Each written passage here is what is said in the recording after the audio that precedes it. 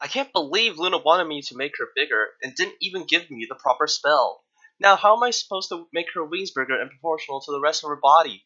No pony in Equestria has ever done this before.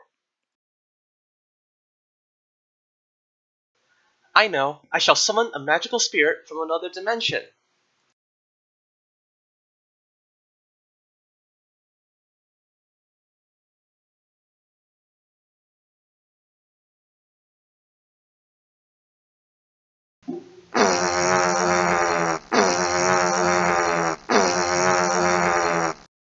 Yo. Ah! Who the That f worked. are you? Thou hast summoned Bob. But my friends call me Tim. So, what are you supposed to do? I don't know. You're the summoner. Oh, right. So, I need you to help me figure out how to make a pony's wings larger, but not the rest of her body. I think I know just the thing. You must make your way up to the northern groves, where the fabled enlargement pines grow. Collecting the bristles of these pines will provide the solution to thy woes. Oh, that's convenient. Wait, I just realized. If you swap the vowels and pines, don't you get... Nope. No, it doesn't. Anyways, here we go! You know, roping me really isn't necessary. The correct term is lassoing. Now lose some weight and hurry up. Hey, is that the tree over there? There's only one left. How about... No! Curse these traitorous spirits!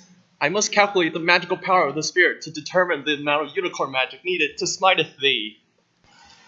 To determine the extent of the magic of the spirit, I can find the average rate at which the spirit was able to shrink the tree and gauge an estimate of the pony power that this spirit possesses. To find the average rate that this tree shrinks at, I'll need to find the difference in the height of the tree before the spirit used her magic and the height of the tree after, divided by the amount of time that the spirit took to fully shrink it. By taking the height of the tree as a function of time, this formula should give me the appropriate value, where t is the time at which the spirit stopped her magic. At t equals 0 before the spirit used her magic, the height of the tree looked to be around 4.5 standard pony units tall. Now, it looks like the tree is reduced to 1 SPU. According to the timetable of this video, the entire shrinking process took 4 seconds.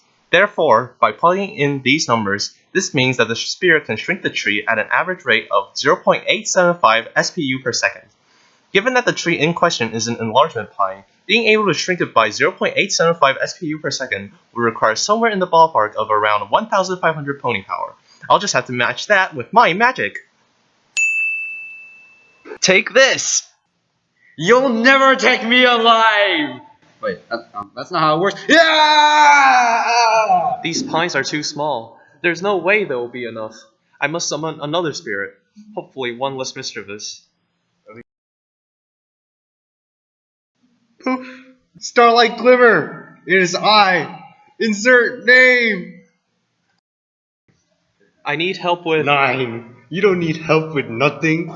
Let us drink. But I have stuff to do, and wings still large. Enlargement pines! Enlargement pines? You don't need that. Have a cupcake. Ugh, Luna wanted me to make her wings larger. A cupcake won't help with that. Cupcakes help with everything. And this platypus does too. No, but I... What's this? My pinky sense is coming up.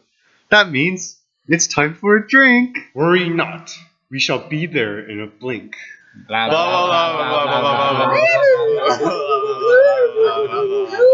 Ours not drunk. That should have spilled. I got to figure out how much beer, cider, height, change, mug. That cider was being poured too much too quickly. That beer is a special mix and would explode and spill if the depth changed too quickly. I must find out more. I simply must know whether it should have spilled or not. Cue pictures! So what do I know? I already know that the volume of beer pouring into the mug is 200 cubic millipony units per second. I also know that the radius of the mug's bottom is 62.5 millipony units, and the sides of the mug slope inward at an 83-degree slant. The volume of the beer inside the mug is given by this equation, where h is the height of the beer in the mug. However, this brings up a temporary problem.